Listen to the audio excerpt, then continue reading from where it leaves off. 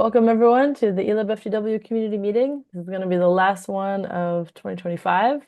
If you looked at the GitHub page, you would see that we have 2 speakers today, and we're also going to have sort of a bonus segment today where we talk about some user interface changes that we're thinking about making, and we're hoping to get some user feedback from you. So please stay around until then if you have something you want to say about that.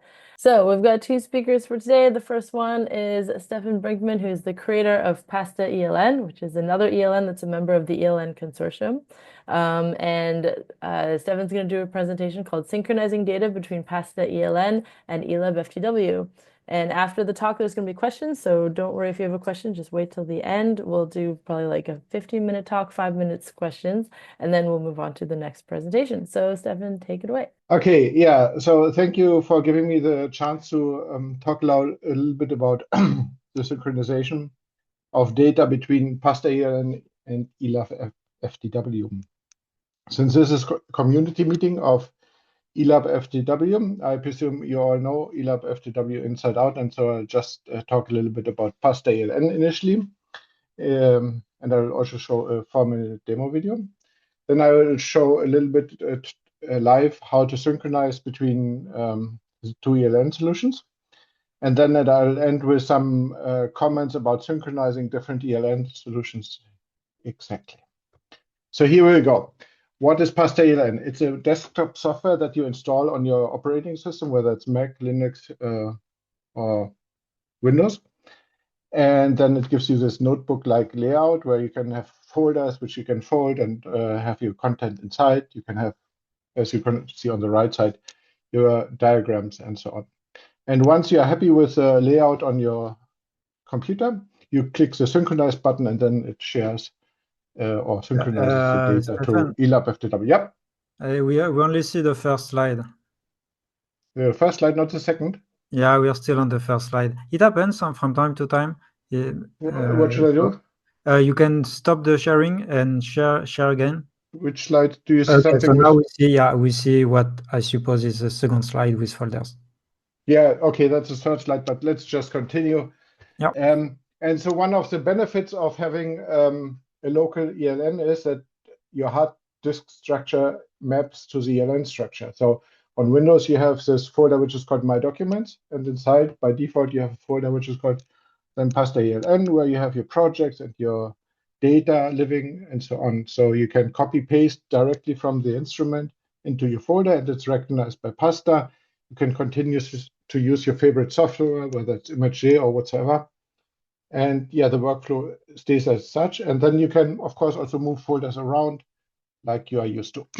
Now let's come to a video, and somebody or Nico, just tell me if it's not playing. You see the video? Yeah, we see VLC, a great French project. Yeah, that's the only reason why I just left it. So this is a recording from about a month ago from on Windows. So you can see it also runs on Windows, and I have now, in this case, 2 alloys where I have measurements. You can see the diagrams, and now I can drag and drop new files on it, on the alloy 2. And these files are automatically included into the ELN.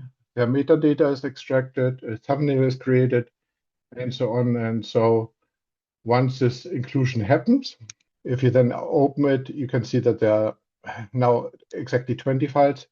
And you can again see the diagram and so on. You can also go to the table view and look at the data. And now on the right side of the new measurements, 18, 19, and 20, you can look whether these measurements make sense. They all should start at 0, where 18 starts at 0, 19 starts at 0. But for 20, there was some mistake. Something happened to the measurement, so you double click it.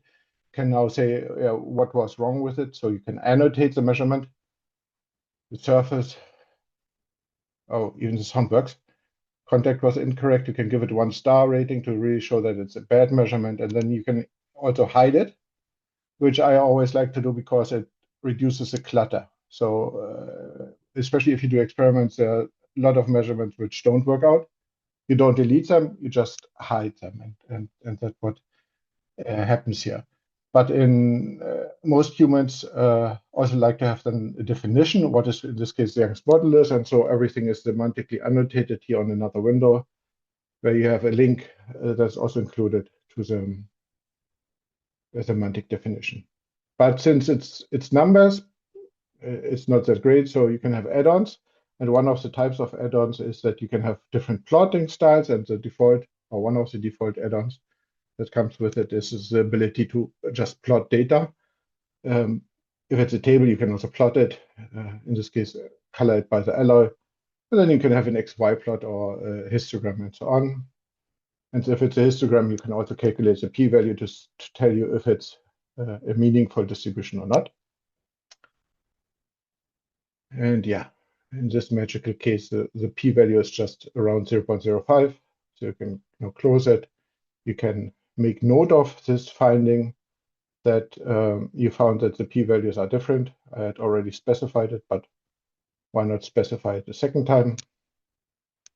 Again, all of this is live coded. There's no cutting, no cropping. This is a one take. And so it's a little bit slow partly. Yeah, I just wanted to show you the real workflow, not something made up.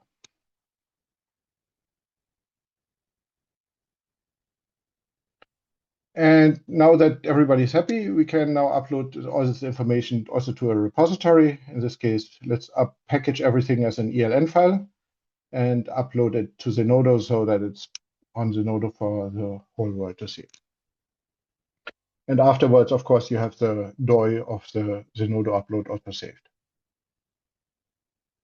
Okay, this was then the video. Let's now come to the demo, where thanks to Nikki Parks, who's also in the audience here, we have an eLabFTW instance at Aachen. And as you can see here, right now the instance or my account there is empty. There are no experiments. And in the resources section, there's also just this one entry, which I always create for every user, where I can save all the metadata. And if I now go to PASTA ELN, you can see it looks, now it's a dark mode on Linux. It looks a little bit different, but yeah, you have your different files, you have your folders here. Like this is an example task or another example task. And if we now go to the folder structure on the operating system, you can see these are always the same, right? Automatically, PASTA synchronizes everything to the hard disk. And so the structure is exactly the same, and there's a prefix always to have the same order as in PASTA. And yeah, so just remember this picture with a black dot. And if we now go to synchronize, we can send things to the eLabFTW server.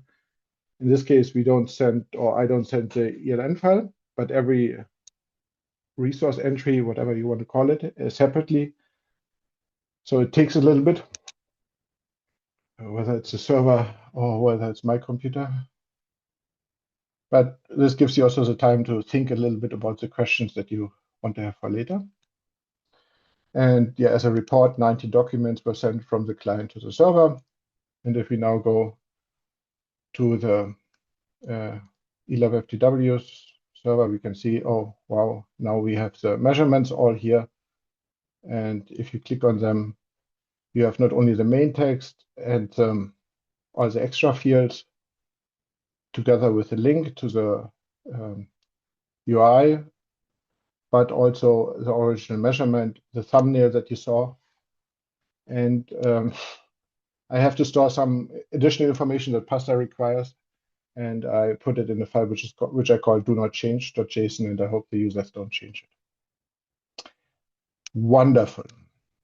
And so that brings me to the last discussion about concepts of synchronization, where my idea basically is to have a PhD student, let's say, eLabFTW instance, and the advisor, and they all exchange data. And typically you have 4 cases on whether the PhD student or the advisor change the data or not change the data. But in this case, you also could envision that somebody changes data live on eLabFTW, right? So there are 5 cases basically which you have to differentiate. But the issue is that the features and design goals of ELNs differ. And since we are here talking about eLabFTW and PASTA ELN, let's talk about those. There's some common part, like tags, name, body, samples. These concepts are fairly transferable. But if you look already at experiments, there's a huge difference. So in eLabFTW, you can attach multiple files to an experiment. In PASTA, you have a measurement, which is always connected to a single file. Why to a single file? Because, yeah, well, then I can extract the metadata of this file directly to the ELN. Also, in PASTA ELN, you have this hierarchical structure where you have folders inside folders, and there might be a file and a folder like on your file system, right?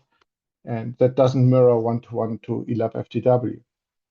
What does it mean? That means that since the design goals and the user flows are very different, there will never be feature parity between ELNs generally, right? So in my case, I'll aim to allow users to view all the data on eLabFTW. They can then change the name, the body, the tag. Those can be changed on eLabFTW. But for example, an entry can never originate from eLabFTW because I wouldn't know where to put it in the hierarchy of that PASTA ELN has naturally. So with that, I want to leave you. I'm exactly at 50 minutes now, and I will leave you with some of the selling points of PASTA ELN and look very much forward to your questions and comments. Thank you, Stefan. That was even shorter than 15 minutes because we started a little bit late. Yeah, you also told me that I should talk within 10 minutes, so I talked very fast. Very well done. Okay, it looks like Nico has a question. Go for it. It's basically a comment on, I think there is a feature that could be interesting is that if we have a JSON metadata column on each file, on each uploaded file, then you can have all your metadata in each file that is attached to one experiment. So it might help with this concept of having a single file that corresponds to a measurement, basically corresponding to also metadata about all this measurement. But yeah, anyway, I mean, it makes sense. Something I was wondering is that when you send it to Zenodo, how does it look on Zenodo, the .eln file?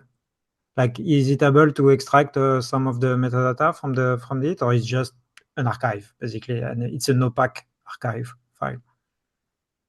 The answer will disappoint you. I did not even look. You just upload stuff to Zenodo, you don't even look at it. Okay. I mean, this I show the proof of concept, right? It's Yeah, possible. yeah. What Zenodo does with it?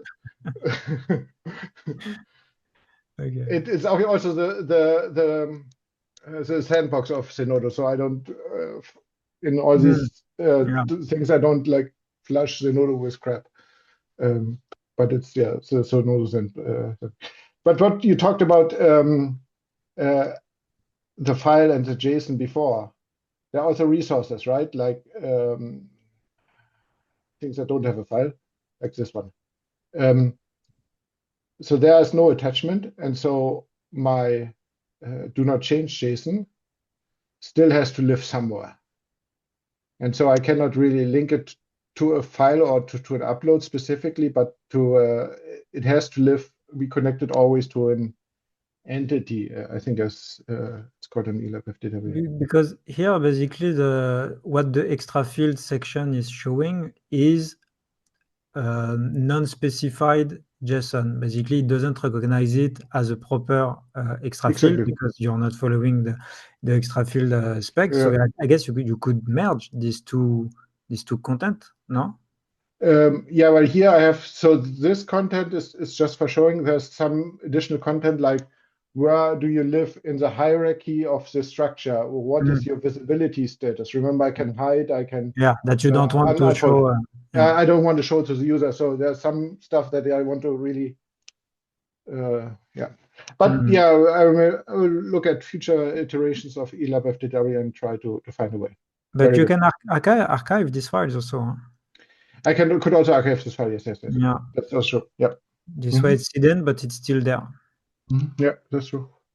Do we have any other questions from the group? I really want to share the website for the ELM consortium, but Nico, do you know how to make the chat available to everyone? Or do you know how to post something so that everyone can see?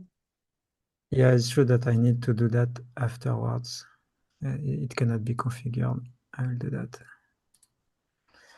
Okay. Everyone can chat with everyone now. Okay, great. I think that's more fun. We just made, it doesn't allow me to post something that everyone can see, but maybe you can post it Yeah? because you're the host. Yeah. Okay. Yeah, I only have the option of hosting Okay. panelists. There's a question from Andrew in the Q&A. Okay, so thank you, Andrew. The question is, in your example of a PhD student and a supervisor, can you say a bit more about what they might both do in eLabFTW when they were also using PASTA? Is this because the two users can't both be on the same PASTA instance, or were there other elements? So PASTA, the concept is it's installed on your computer. So the idea is that it is not like living on a server where you can log in. It is a central, there's no central server. So you install it on your computer and advisor has a different computer. So these two computers have to talk to each other. And so you need a central server to exchange the data. And in this case, the central server is eLabFTW. Does it answer it, Andrew? Andrew says, yes, that's helpful. Could you also run PASTA on a server? No, PASTA is meant to be on a local computer. It doesn't make no sense whatsoever to run it on a server. There was an initial try that but it makes no sense because you need to have the link to your file system. And by default, a server cannot be linked to your file system because then a malicious actor could really screw up your computer. You don't want it. So no, PASTA is always a standalone software where you then can upload data to eLabFTW, and that's why I'm here. Cool. Thanks, Stefan. Yeah, I think it's really important to mention that there are different kinds of ELNs for different sorts of work, and it's really cool when you can transport information between the different ones. And so that's exactly what the point of the ELN consortium. So if you're interested in learning more about that, we now have a website that explains exactly what the goals are and how to join and so on. I'm not able to post the link, but maybe Nico can figure it out. Okay, thank you so much, Stefan, for speaking. Let's now move on to Nanjafud Mendy, who is the co-founder of Emirate Science and is going to give a presentation called AI as an Everyday Companion for Scientific Research. Is it possible in 2026? Okay, perfect. Thank you very much. I'm sorry if you hear some music in the background. I am in a cafe, so you might probably hear some sounds. Maybe it can give some style in my presentation, maybe. So thank you, Nicolas. Thank you, Sydney, for welcoming me and Emerit to this community and to this session. We just learned about the community a few months ago, and we are very interested in what you're doing and what you are working on with this ELN. And we want to talk about AI and how we could implement AI into ELN, which we think is what need to be done in the field of tools that scientists use. We Emerit, our young startup company, we created in last year, like 1 year and a half, and we are a team of experts from biology, but also in AI and data science. And we recently, for example, recruited Brendan, who specialized in LLM, Gen AI, and multi-agent system. So our core expertise at Emerit is working on Gen AI solution, working on LLM, and working on data to feed this LLM and to help scientists with their work and their activity. And the proposition that we suggest, let me produce this. The vision, what we want to address, first thing, the problem that we try to solve is of course, the exponential growth of data that you produce from your scientific side, and you need to still to use this data, but it's way too much, and it takes a lot of time. So scientists need to be helped to deal with that much data. So in 2025, there's many AI solutions that are here to help to treat this amount of data. So that's very good, very good. But the limitation we saw is that they will most of them actually address one specific aspect of research. For example, they seek only the literature review side, which is good, which is what we are doing right now. But there is a lack in other aspects of researcher, which is the protocol and the protocol design, the experimental part of their activity.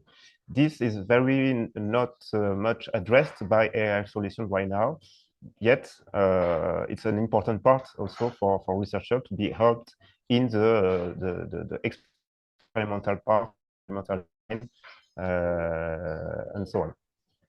I will pass on the other details, other aspects, but what is interesting for you is the risk limit, and this is what motivated us in working on a companion, an AI companion that will be used in a daily manner.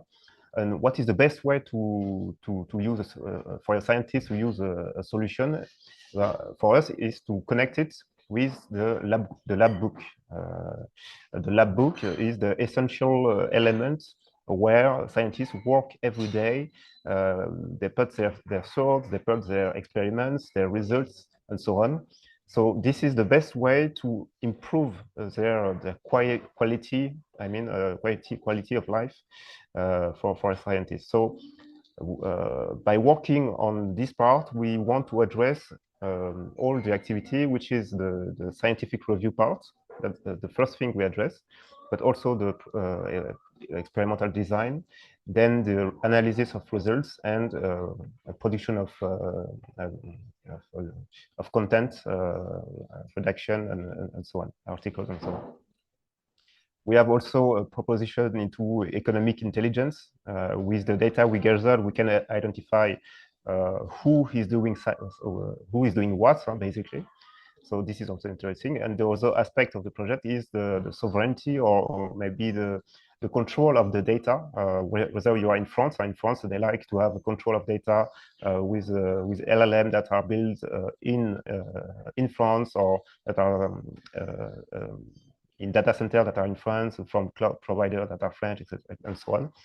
At least they want it to be independent, right, from a big provider like OpenAI and so on, to secure their intellectual property.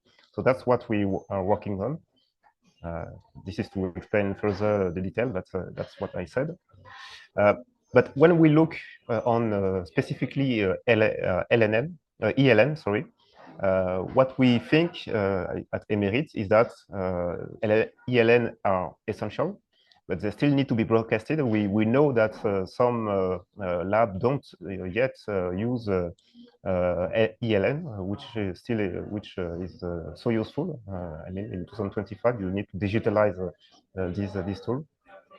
But the ELN remain quite passive, because they don't help you search protocols. They don't help you complete the information. You don't have guidance or recommendation about the different steps of the protocol. So it's still some limitation that can benefit from AI solution. That's what we suggest. And when we think about AI for ELN, what we think about concretely? So when designing your own protocol, what we can do is to help retrieving and comparing existing protocols. So we are gathering a data set of protocol that our LLM will look at in order to help you identify and compare different propositions. And then what we can work on is to build an LLM, an agent, to fill in, to complete your ELN, your protocol step by step, with auto tagging, auto structuring, detection of error of the different steps. So auto annotation with literature aware insights, of course, additional check for biosafety. That's something we can do. There is many database of chemicals and so on, of what is used in your experiments. And our job is to collect this information and to be able to emit some recommendations, some safety alerts regarding precise components of your experiments. And then when you use other protocol, the AI can help you extract and summarize, summarize and explain protocol steps. Okay, so you get a better understanding of of everything that is described in the protocol, and you can suggest modification relatively to objectives, which means that it can suggest new step or different modification according to the literature and your own requirements. So it gives you some flexibility in designing your protocol. And also in terms of managing teams, you can have a quicker access into the status of experiment of your lab. You know, in a sense, you can discuss with the tools, with the ELN, to extract information. What quantity, what contents have been used, what are the quantity that have been used regarding this or this component. So it's very an easy way to interact with it and a very faster way to interact. And it's also a better way for onboarding. I mean, if you are a newcomer in a lab, you will be pleased to have an AI conversational assistant that is looking at all the protocols in your lab and can help you identify what is required for your objectives. The next question is how to integrate AI into eLab or into ELN. There's different layer. There is the agentic layer. That's what we are one of our specialty. So we are building. We can build a multi-agent system with different agents of different roles. One with literature review, one who's looked after safety and entities agents, one who will take care of formatting the response and filling the eLab, the ELN content, very specific content, the specific element to fill in. And this can be done via MCP, which is a language that allow LLM to understand the way any application works, basically. So it's like a translation of the application. So the LLM can use it and complete it on its own. Then there is the data itself. So basically it's RAG, vectorized database, and knowledge graph layer. Knowledge graph are used to make information and data much more easier to handle and to process by LLM. So it's a way to structure the database, the external database that are retrieved, but also the internal database that are structured in graph knowledge. So we have a better navigation through all this data. And then finally, of course, that's a great requirement from the scientists is to have open source model solution that are not bind with typically or other. So open source model are the LLM that we are working on. And we are working also on hybrid or local deployment, which allows you to have your database in your in-house if you have the equipment, the infrastructure to do so. So that's the objective. There's still some issues or some difficulties. Of course, the scalability. We are working step by step in different discipline. Right now, we are launching. I think it's the next slide. We are launching a collaboration project with Rouen University for AI protocol assistance in the field of immunohistochemie. Okay, but if we want to address this for another sector, it will take some time also to implement the specificities of this other sector. Also, well, the translation of the application language into MCP for LLM will take time. It's not trivial. It's not so simple. So this is also some work to be done, and also the let's say the transparent reasoning and la fiabilité the transparency of AI proposition is very important to check. So that's an important part of the project. So in Emirates, we don't have the expertise. We are not making an electronic lab notebook, ELN. We are not making an ELN ourselves from scratch. But our expertise is in AI, Gen AI, LLM solution in the constrained environment with performance in terms of rapidity of response and reduce costs. So what we can do is work on a proof of concepts via the eLabFTW and for the community. That's what we can do.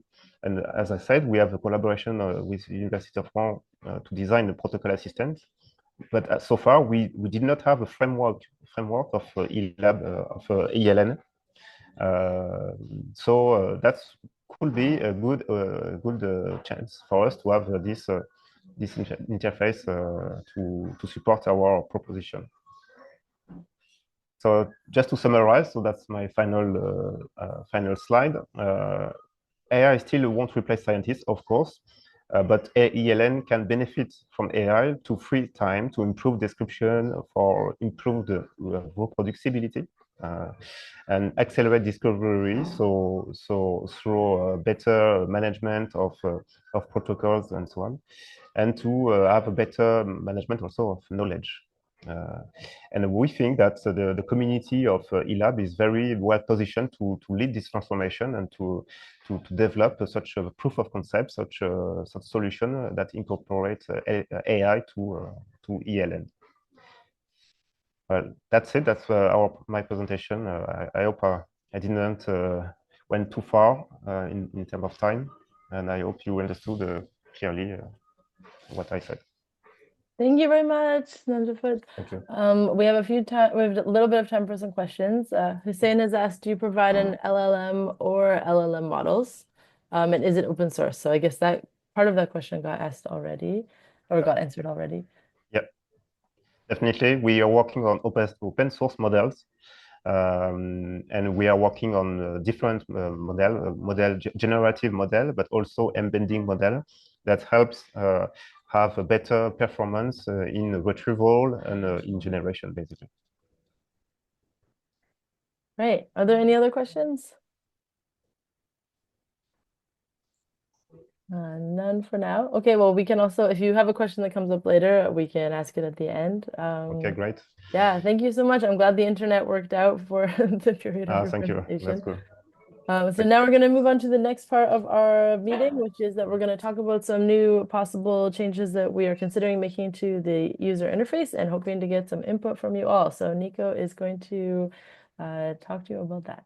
Basically, when the software grew in terms of features, the interface also grew with more fields, more buttons, more sections that were added one after the other. And at some point, it takes a lot of vertical space, and users are like, okay, I'm tired of scrolling down my big experiment to get to the save and go back button. So we had this concept of having a tabbed something. Wait. Yeah, the zoom is a bit, it's either too small or too big, but so yeah, basically the idea is that in the edit or view mode, instead of having all these sections one after the other, we would have this toolbar here on the top that is similar to the other toolbar that exists also in the application. And so on the first one, you would have the basic sections such as the tags, the date, the title, of course, which is always on top, the main text, the extra fields, and the files. So like that would be like the core of it. And then you could move on to other sections like the spreadsheet editor, or this is the links section. So you would have a dedicated sub tab for the links with a bit of a different interface. And that's the one for the drawing board, and that's the one for the storage, and that's the one for the steps, and that's the JSON editor. But yeah, basically it's this idea of using a little toolbar here on the top, so that we have less vertical space that is used in the application.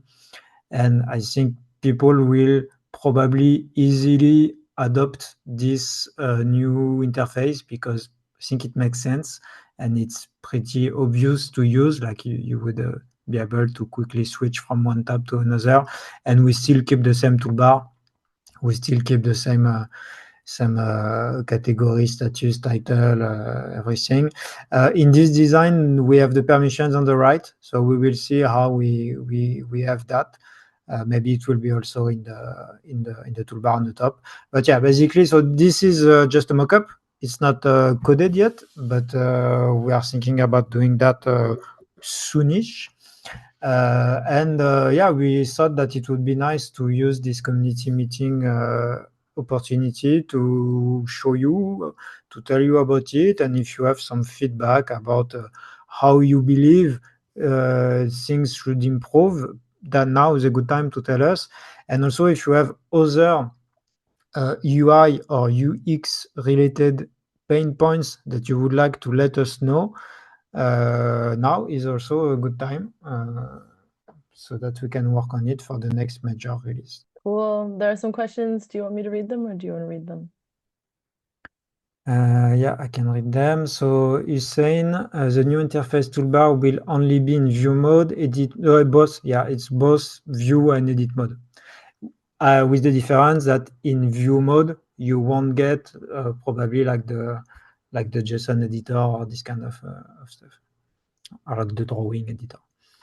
Alexander, use the space below permissions, for instance, the steps links. Yeah, I see. Like on the right side, on the right column, have some stuff. Yeah, it's still still a work in progress. So we will see. For instance, on GitHub, which is a website that we use a lot as developers, they have a bunch of stuff on the right side of the page, like for some actions, like secondary actions. So it could be a place that we could put some stuff in there. But yeah. I have a question. Do you think that the permissions will be always on that one side, available in any of the tabs? For me, the permissions, I think it makes more sense that they have their own tab, which would be the permissions tab. This way, you don't eat some useful horizontal space. Yeah. So Sabrina is asking about a dark mode for eLabFTW or a more accessibility option. So for the dark mode, I will let Mustafa answer. Yep. So it's something we started working on this summer. So I had to put that in pause because we had the spreadsheet editor that was a big project, and right now I'm focusing on some little bug fixes and also some development requests. So right now it's not on the roadmap, but I would like to do it maybe at the beginning of next year, but I don't have a deadline yet I don't have a fixed date for that project. But that's something we would really like to have in eLabFTW. Regarding accessibility options, so we are very careful about the accessibility in eLab, meaning that inside our continuous integration pipeline, we have tests to check that we are following the ARIA directives, the WCAG implementations and rule set. So the application is accessible as much as it can be. And we know because we discussed with someone who was visually impaired, and she showed us how she was using eLab with an application that would zoom most of the text, and we know that there is like one part of the application that doesn't zoom. It's the menus in the editor. So this is the only part that doesn't scale with the rest if you zoom. But if you press Control and you use the wheel of your mouse, it will zoom everything. And so for visually impaired workers, it should be good enough to be usable in a screen that is highly zoomed. Andrew, thanks for sharing. Looks a straightforward change and could help save scrolling. Yes. As we're using eLab on the mobile quite a lot, I'm just wondering if content on the side would squish. Not sure of the technical term. The space for other content. Yeah. So on mobile, what we can do and what we do in the application from time to time is that some of the things we hide it when the screen is too small, and some other things it will get moved below so that you can access it by scrolling a bit more. But yeah, normally we take that very much into account, all these accessibility issues and not accessibility, but the responsiveness of the application. And a question also from Oscar regarding the spreadsheet. Are there plans on the ability of users to copy parts of the spreadsheet into the main text, like as a table or screenshot? Moose. Yep. So recently there was an issue on GitHub about that. So the idea is to have the functionality of paste into the main body, just like we have for the images and other parts of the editing page. So yeah, that's something we're working on because it should be available to just paste the table in the main text and edit it as a normal table. Yeah, like a HTML table, basically. Like an HTML, yeah, exactly, yeah. Or Markdown for users that you would use Markdown. We could also have a Markdown one. Yes, also, yeah, that's true. There's also some questions from that's in the discussion, but from Marvin about the template, the maquette. I forgot how to say that. The model for the new design. To put it on the discussion, yeah, why not? Yeah. Yeah, that's a good idea. And we're getting a few comments from users or RDMs that manage lots of users who say that this is something that should help them a lot because people are making really long experiment entries and having to scroll. So that's great. So yeah, we are really aware of the fact that it can be confusing and scary for people if the interface changes a lot. So we're hoping to do this next big change all at once. So if you have any other interface questions, we're sort of planning the roadmap for that right now internally. And so now is a really good time to just let us know about other interface stuff because we're going to try and limit the number of times that we change the interface to a few times a year, I would say. So now is a good moment to be talking about that stuff on the GitHub and sending us emails or whatever as we just try and incorporate your suggestions and discuss them with screenshots. I guess for the people who are going to be coming to the RDM Club this week, we have a lot of progress in our template sharing website. So look forward to that. We're going to be kind of opening it up to user input and comments. And then that will be public as soon as we integrate all of those. So that's kind of exciting because for all of the users, that will make it possible to share a spreadsheet or to share templates with users all over the world. And hopefully that will save time for people in being able to find different kinds of protocols and stuff like that. And also we're hoping to make them with persistent identifiers so that people can cite them. So if you're interested in more of that information, please come to the RDM Club. I'll post the link about it in the chat to sign up for the newsletter and for more information about that. Yeah, thank you. Just a simple question, just your feedback from the community. Is it something that you want to see, having a GenAI solution connected to your ELN? Is it something something for you? We would like to have your feedback on that. What would be interesting to prioritize, maybe, if it's of interest. That could be interesting to have such a discussion from your side, from your point of view. If anyone can maybe a message or something.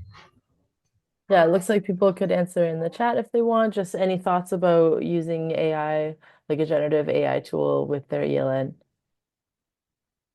Yeah, I know we had a lot of requests from time to time from users that say, "Hey, does it do AI? Can I ask it stuff?" So I think what you presented, Jaffa, makes a lot of sense. But of course, there are a lot of technical hurdles, as we discussed previously.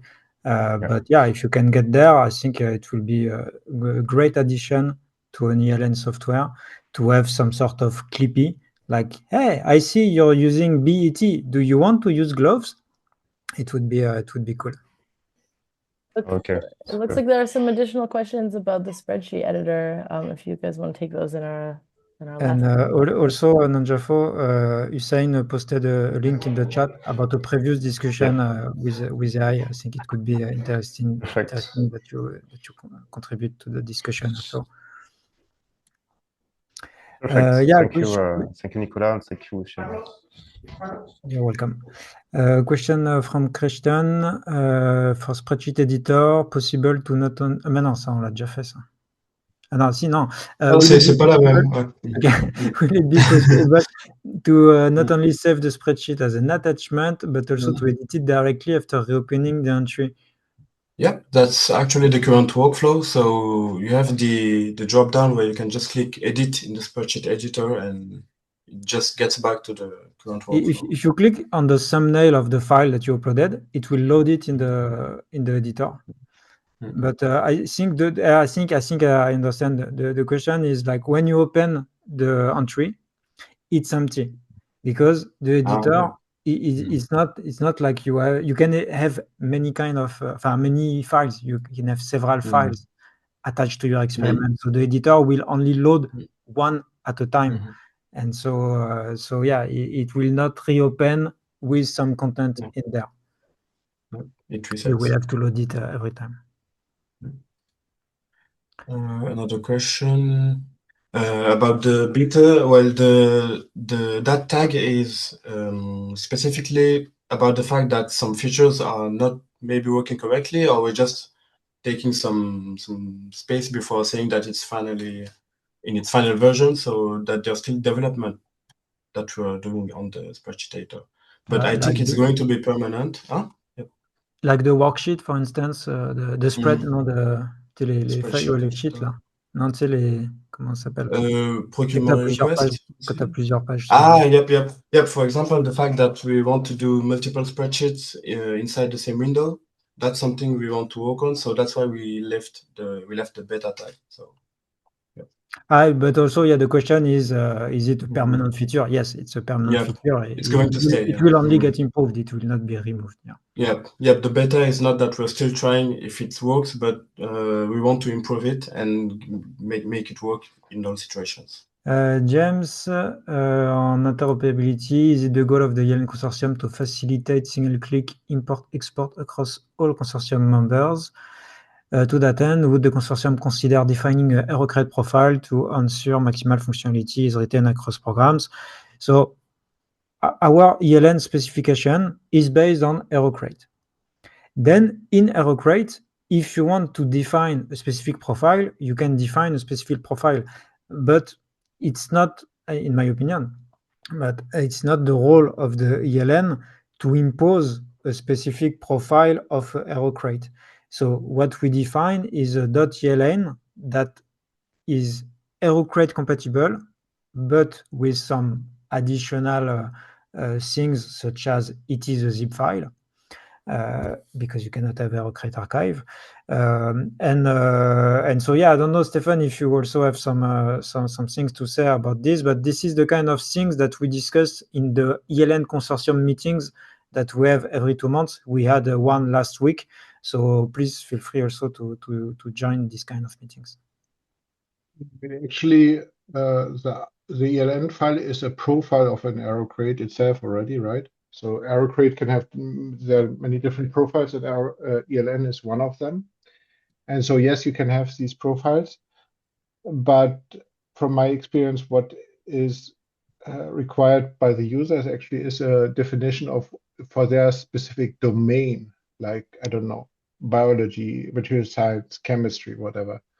And they're even your subdomain to have a real profile for your scientific experiments.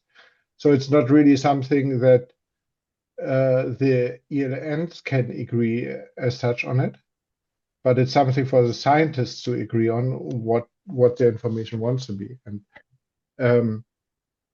at the end, ELN files are basically just a JSON LD file.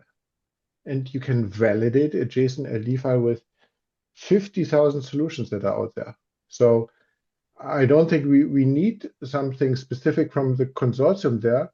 I think the scientists should agree on something, then they define their shapes file. And once the shapes file exists, you can validate it. I don't see an additional necessity there, but as Nico said, if you have some specific case where you think the shapes file and this JSON LD route is not working for you, please come to our meetings, and then we can discuss about it. Yeah, thank you, Stefan. Oscar, yes, this kind of questions, please open a feature request issue on GitHub or add a message into the discussion that I created and linked in the chat, because yeah, we can totally improve the interface when you have many entries to filter things or to, yeah, but yeah, open a feature request, please. Okay. There's one more question in the webinar chat from Oana. It says, I have a question regarding compounds and behavior in case of the import-export of a whole team from an instance to another production. Sorry, maybe it's easier if you read it too. Are the compounds imported automatically in the production instance in case any compounds are used in that team and not already present in the production instance? Yeah, it's a good question. I don't think so. I think, in fact, I should check because the compounds feature is relatively new, so I don't know how I don't remember how it is exported in the .eln as a link, and then has I think it's just ignored for now. And so we should work on making sure that, yeah, when you export an experiment that links to a compound, it exists in the ELN as a chemical compound, and we will see which ontology we can use for that. And then it could be re-imported the other way around on the common compound database if you have the rights to write on it. Great questions today, everyone. Definitely keep the conversation going on GitHub and also on our Gitter. Nico, will you just share the link to the RDM Club for me? I'm not able to share something in the chat. It's not in our calendar. No, I just posted it in our chat. Okay, I understand. Yeah. So thank you everyone for coming. I will see you in 2026 at the end of January. We'll do some messages and posts on our social media and stuff so you all know when the next community meeting is. And if you have a special thing that you would like to talk about in terms of your use of eLabFTW, if you have a really specific way that you've customized the software to improve your workflow, for example, we're really interested in that kind of stuff. So if you'd like to speak at one of those meetings, please let us know. And if you have any questions, you can email us at contact@deltablot.email. Everyone have a great rest of your day, and we'll see you in 2026. Thank you very much. Bye. Thank you. Bye. Bye, everyone. Thank you for joining.